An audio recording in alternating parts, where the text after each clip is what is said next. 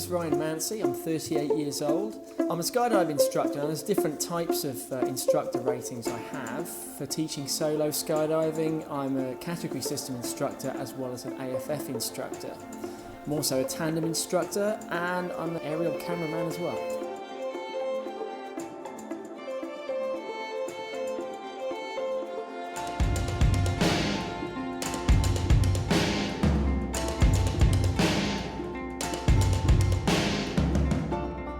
In 1996, me and a friend of mine, we were both surfers down in Devon.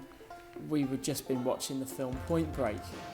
I ran downstairs, grabbed the yellow pages and skydiving, sea parachuting, and there it was, Honiton, Dunkeswell, a little airfield down in Devon. So we went along and we did a static line jump.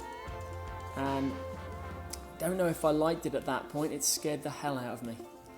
But I couldn't stop thinking about it. Every time I walked outside, I found myself looking up at the sky and I had to come back and do it again. I think anything that scares you and excites you at the same time is definitely worth pursuing. I absolutely fell in love with it, couldn't stop doing it. And since then I've done just over 8,300 skydives, been all around the world with it, and it just gets better and better. I've got a wife, Lucy, and my son, Forrester. Lucy's a skydiver as well. Forrester wants to become a skydiver. With regards to being a family man, as a father and as a husband, it teaches you a lot about good communication skills with people. When I'm teaching my son about something, it's kind of similar to teaching a student about things. People learn in a variety of ways. Most people learn one way, which is they learn by connecting the unknown with the already known. So if there's something they don't know about that they want to learn, they'll connect it by something they already know. So we're in this big body position, like an arch position we call it, and the hips are at the bottom of the position. You're lying on like a cushion of air really as you're falling. So you say we're in this body position because it's going to get us falling stable through the air, and they kind of understand why we're doing it, but how it actually works is often a mystery. So if you liken that body position and say it's just like a shuttlecock, you throw a shuttlecock up in the air, it always falls the same way. Why? Because it's aerodynamic in shape.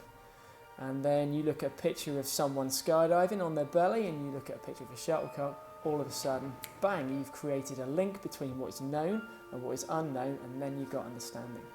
I believe people focus by not having distractions. Okay, if you want to get someone to focus, then eliminate all the distractions, and then there's only one thing they can focus on. The brain can only really focus on one thing at a time. Prepare your learning environment so that it best suits your student and best suits what it is you're trying to teach. Engage the senses as much as possible. So visually, use diagrams, use pictures, use video. A picture speaks 1,000 words. People learn mostly by doing. So keeping the activity high. It's a great way of keeping out distractions, just being aware of the five senses, and you're kind of in control of people's focus then as much as possible. I believe there's two different types of communication that you'll ever really come across. Communication with others isn't just verbal. People like people who are just like them. That's a really important concept.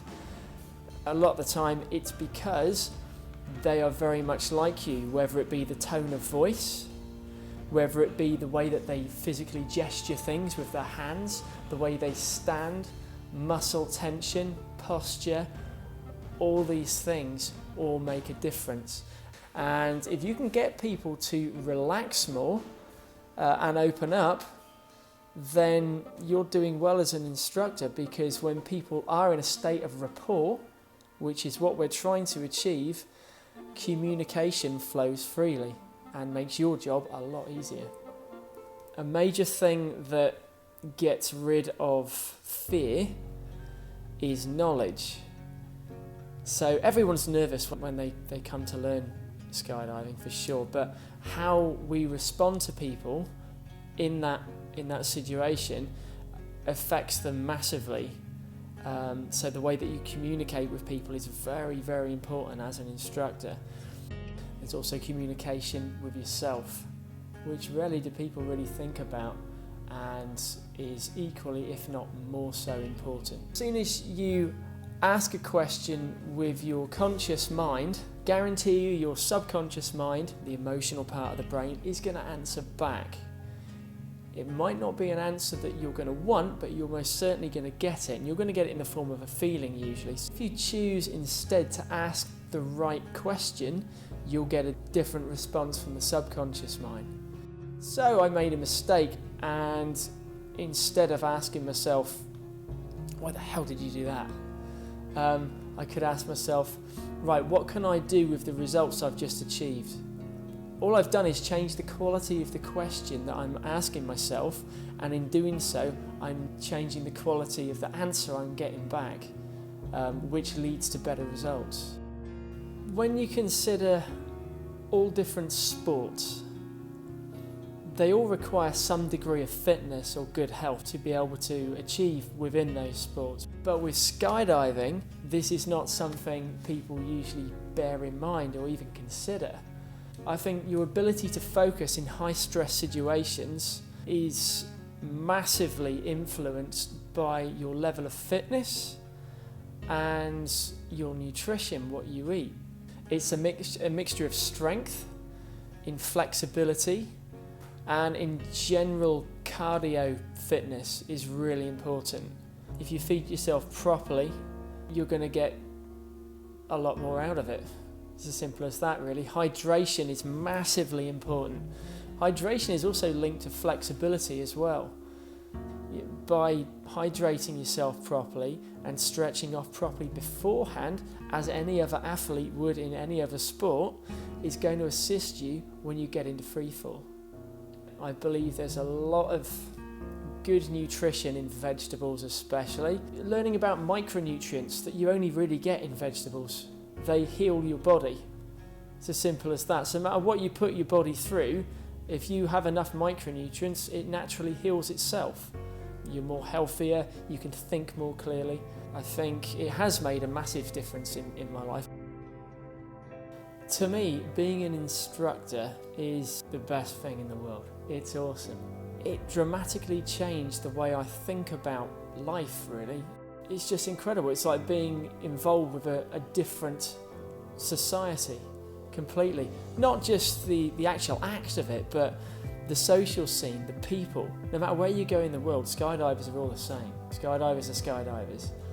They play hard, they party hard, and they work hard. I don't think people should be focused on the money side of it. I think if they're focused on what a good job they can do, the money will come anyway. That shouldn't be what it's about. It's about sharing knowledge, it's about sharing ideas and helping the next generation of people coming along. I don't think this is just about skydiving, really. This is about life in general. You learn from the people who are better than you at something, and in turn you teach the people who are up and coming. Knowing your role, I think, is extremely important. Now, it's very easy to just coast on that and not really improve, not really get any worse at it, but just stay at the same level, consistently do it. But is that really what it's all about? To me, that's a foundation. That's where you start. Then learn everything you can. Go out there, speak to the guys who are outstanding at it. Stretch yourself to become all that you can be. If you do an excellent job, it's far better than just doing an all right job. And it's not about the goal. It's about growing to become the person that can achieve the goal. I think I'm going to be skydiving for the rest of my life, whether I like it or not, really.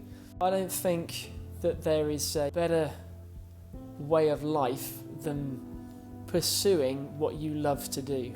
Always growing, always learning, and always passing on that knowledge as well. If you can achieve that, that is worthy of a life's work. There isn't anything that you cannot do. I firmly believe that. If you're serious and you really want something, if you're not already doing it, then guess what? You're going to need to change something. Most people would rather die than change. okay? But if you're willing to change yourself, then you can actually do anything. Name a thing. I guarantee you can do it, but you're going to need to make changes. You're going to need to work hard and be determined and never give up.